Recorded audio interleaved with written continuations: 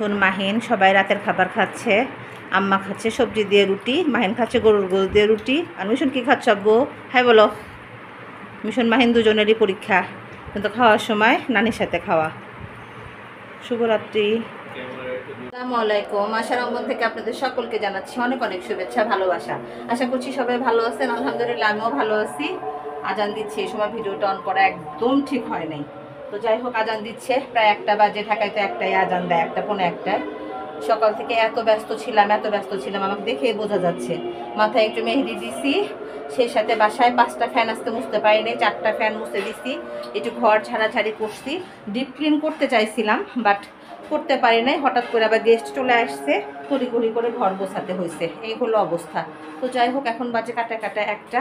একটু বাইরে যাব আবার, তো ভাবলাম ভিডিওটা অন করে ফেলি।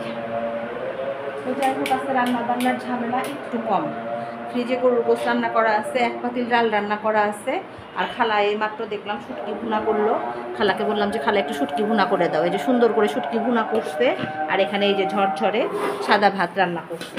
সাথে খালা চুলা আগলা হলে, ওই চুলা কি দিছো খালা? নিরামিষ সবজি দিছো? ওই তো খালি মিশনের তরকারিটা গরম করে দিলেই হবে। আর বারান্দা ভর্তি করে, 4 বারান্দা ভর্তি করে কাপড় দিছিলাম। সেই কাপড়ের এই যে নাজেহাল অবস্থা। আমিও কাপড় দিছি, সাথে সাথে একদম বৃষ্টি চলে আসছে। মাহিন যেটা করে নাও, ক্যামেরার সামনে আসতে কিন্তু আমার দোষ নেই। তো যাই হোক, আজকে মাহিনের ম্যাম আসবে, 3টায় বলে গেছে। মাহিন প্রচণ্ড পরিমাণে ব্যস্ত, কথা শোনা যাচ্ছে না। আর এই যে বারান্দাগুলো ভিজে একদম একাকার। খালা ঘর মুছে দিছে, এই মুহূর্তে আসছে বৃষ্টি। আর কি বারান্দাগুলো আজকে আর কোনোভাবেই করা সম্ভব না, মানে কি বলবো, মুছে দেওয়া সম্ভব না। এই বারান্দায় তেমন কেউ আসেও না, জাস্ট ওই পাশে 3টা বারান্দায় বেশি ব্যবহার করা হয়। এইগুলো সকালবেলার সমাচার। এখন আমি গোসল করবো না বাইরে যাবো বুঝতে পারতেছি না। 1 ঘন্টার জন্য একটু বাইরে যেতে হবে, সেটা নিয়েও ভাবতেছি। ওয়েদারটা হঠাৎ খারাপ হয়ে গেল। তো যাই হোক, এই হলো আমাদের সকাল থেকে দুপুর পর্যন্ত সমাচার। আর এই যে মাহিন, আপু কালকে কী পরীক্ষা? বাপরে কালকে তো না, শনিবার কি পরীক্ষা? ইংলিশ 2nd পেপার পরীক্ষা। এই যে সে জ্বর আসছে হালকা, একটু পড়তেছে না। সে পড়বে হলো পরীক্ষার আগে সারা রাত সে টেনশন করবে আর পড়বে। এই হলো মাহিনের। এটাই তোমার না, দুপুরে তোমার পড়তে বসতে হবে না, তুমি সকাল থেকে পড়তে বসতে খুব দুষ্টামি করতেছো।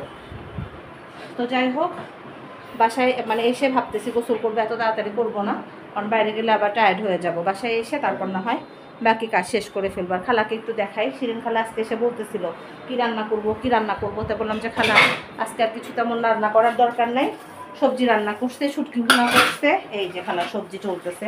খালা সবজি আবার আম্মা খুব পছন্দ করে, ধাপে ধাপে রান্না করে, তো খুব পছন্দ করে। খালা কী দিছো? এটাতে দিছে মনে হয় পটল বেশি না খালা? আলু দাও না একটা? না খায় না।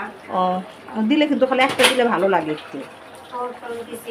হুম, তারপরে এই যে পটল সব শক্ত সবজি আগে দিছে, পরে আবার নরম সবজি দিবে এর মধ্যে আমার মনে হচ্ছে। পটলমুখী দিছে, পেঁপে দিছে। তো যাই হোক, খালি সবজি হচ্ছে রান্নাঘরে। খালা হেল্প করতে পারতেছি না, এই আমি আবার বের হয়ে যাবো এখনই। এইগুলো আমাদের সকালবেলা। কী ব্যাপার ঘোলা লাগতেছে কেন ভিডিও? ব্যাপার লাইটের কারণে নাকি মোবাইল মুছি নাই, কী কারণে? এই মোবাইলের একটা জ্বালা, মানে এক দিক থেকে ধরলে এক দিকে, এদিকে মনে হচ্ছে ঘোলা, এদিকে মনে হচ্ছে আলু। কী যে একটা অবস্থা না, তা বলার মতো না। তো যাই হোক, খুব ইচ্ছা ছিল যে সব টাইলস টুলস একদম মুছে দিব, অলম্যাটগুলো যেগুলো আছে সবগুলো একটু ক্লিন করে দিব, কিন্তু সময়ের অভাবে করতে পারলাম না আজকে। তা যাই হোক, আল্লাহ যদি বাঁচায় রাখে কালকে না হয় আবার হবে। মনে হচ্ছে যে একদম কি বলবো, ঘেমে একাকার অবস্থা। বাতাস আছে কিন্তু তারপরেও মনে হচ্ছে গরমের শেষ নেই। এই যে এটা তো এখন আম্মার রুম হয়ে গেছে। আম্মার রুমের চাদরটা চেঞ্জ করে দেওয়ার কথা ছিল, তারপরে এই পর্দা চেঞ্জ করে দেওয়ার কথা ছিল, সময়ের অভাবে পারলাম না। ইনশাল্লাহ আল্লাহ যদি বাঁচায় রাখে কালকে হবে। তো যাই হোক, এখন না হয় পর্যন্তই, দেখা হবে আবার বিকালে কিংবা দুপুরে। বাসা পুরোপুরি ডিপ ক্লিন করতে না অনেক সময় লাগে। আজকে যে টাইলসগুলো সব একটু মুছতে দিতে চাইছিলাম ভালোভাবে, কিন্তু আসলে সময় স্বল্পতায় পারলাম না। ওই লাইটের ইয়াটা একটু মুছতে চাইছিলাম, সেটাও পারলাম না। কেন যেন কাজ করতে নিলেই হঠাৎ করে যদি গেস্ট চলে আসে খুব ঝামেলা হয়ে যায়। আর এই যে এদিকে সব যতটুকু পারছি ততটুকু করছি, বাট মনের মতো করে করতে পারি নাই। খালা একদম ভাতের পাতিলি দানি মানে টেবিলে দিয়ে দেয়। তো যাই হোক, খালার যেহেতু ভালো লাগে এর জন্য আর কিছু বলি না। পানি দিয়ে দিলাম ফিল্টারে।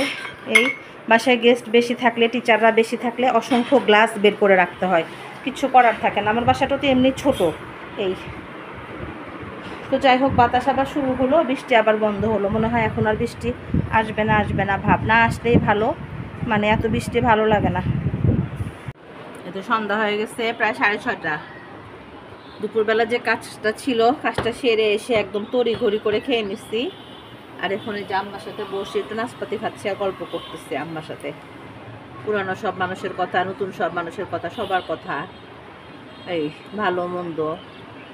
আম্মা হলো আজকে সকাল থেকে মনে হয় যে একদম মুক্তির স্বাদ পাইছে। মানে আজকে সকাল থেকে আম্মার যে অ্যান্টিবায়োটিক ইঞ্জেকশনটা 28টা চলতেছিল, ওরে বাপরে বাপ, একটা মানুষ 28টা ইঞ্জেকশন দিলে তার যে কেমন লাগার কথা। আম্মা মনে হয় সকাল থেকে খুব ভালো লাগছে, তাই না? আজকে ভোরবেলা যে ইঞ্জেকশনটা ছিল সকাল 7টায়, ভোরে না 7টার ইঞ্জেকশনটা দেওয়ার পরে আম্মা একটু রিল্যাক্স হয়েছে।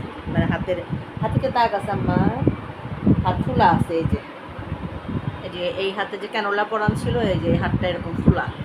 প্রায় 28টা ইঞ্জেকশন কি কম জম কথা। আজকে কিন্তু পানির ওষুধ খাইছিলাম আম্মা মনে করে।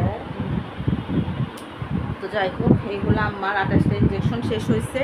কালকে শুক্রবার, কালকে টেস্ট করায় সোমবারের দিন ডাক্তারকে দেখাইতে হবে।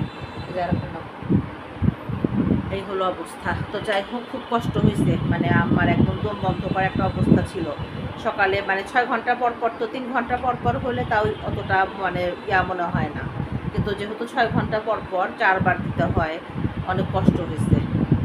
তো যাই হোক, বসে বসে আম্মার সাথে সব, আমার মামি মারা গেল কয়েকদিন আগে, তার কথা, কত মানুষের কথা, পুরানো মানুষদের কথা সব গল্প করতেছি। আমার একটা খালাতো বোন ছিল, বিউটি আপা, তার কথা বলতেছে, অরিনের কথা বলতেছে। এই তো যাই হোক, যতটুকু সময় পাই আম্মার সাথে বসে বসে, আসলে সময়ই পাওয়া যায় না। মানে বাসায় এত কাজ, মানে ইচ্ছা করলেও যে বসে বসে একটু গল্প করবো, সে সময়টুকু দেখা যায় যে থাকে না, শেষ হয়ে যায়।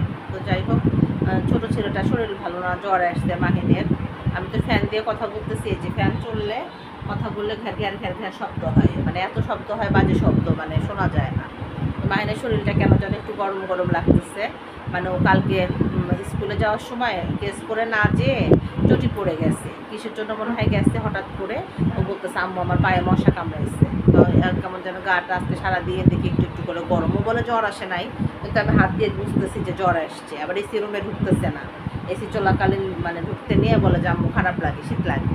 এই তো যাই হোক, এটাও একটা টেনশন কাজ করতেছে। তো ম্যাম আসছে প্রায় 2 ঘন্টা।